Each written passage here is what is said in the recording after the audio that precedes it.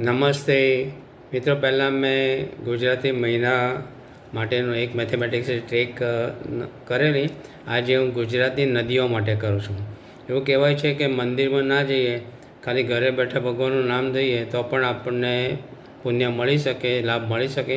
એવી રીતે આપણે ધારો કે નદીમાં ના નાહીએ, પણ નાહતી વખતે નદીઓના નામ બોલીએ તો પણ આપણને એનું પુણ્ય મળે છે. તો સૌથી મેં ગુજરાતની 185 નદીઓ છે, પણ મેં મુખ્ય 11 લીધેલી છે. સૌથી પહેલાં બનાસ છે, જે 266 કિલોમીટર લાંબી છે. તો જો બ ના 100 3 બનાસનો સ્પેલિંગ પૂરો થયો. જુઓ, હવે એક એક કાર્ડ ઓછું થશે પણ સ્પેલિંગમાં ફેર નહીં થાય. બીજી સરસ્વતી છે, સ ર સ્વ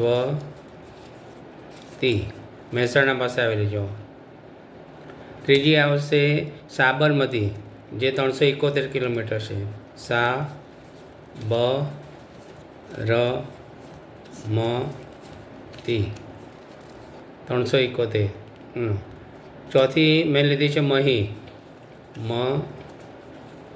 હી, 583 કિલોમીટર છે. પાંચમી લીધી છે વિશ્વામિત્રી, વડોદરા પાસે છે. વિશ્વામિત્રી, પાંચમી.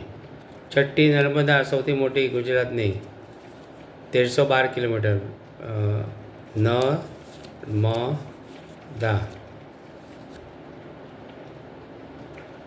સાતમી તાપી, 724 કિલોમીટર, તાપી.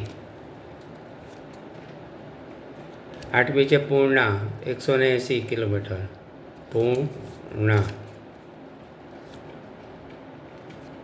પછી નવમી લીધી છે મેં ભાદર, ભા દ ર, 200 કિલોમીટર છે. પછી દસમી લીધી શેત્રુંજી, 227, શેત્રુંજી. અને છેલ્લી 11મી મેં લીધી છે દમણગંગા, જ્યાં હું રહું છું દમણમાં, એ દમણગંગા વાપીની. આ યોગ્ય લાગ્યું હોય, સારી લાગે તો લાઈક કરો, શેર કરો, સબસ્ક્રાઈબ કરો. આપકી મરજી. જય શ્રી કૃષ્ણ, જય ભારત.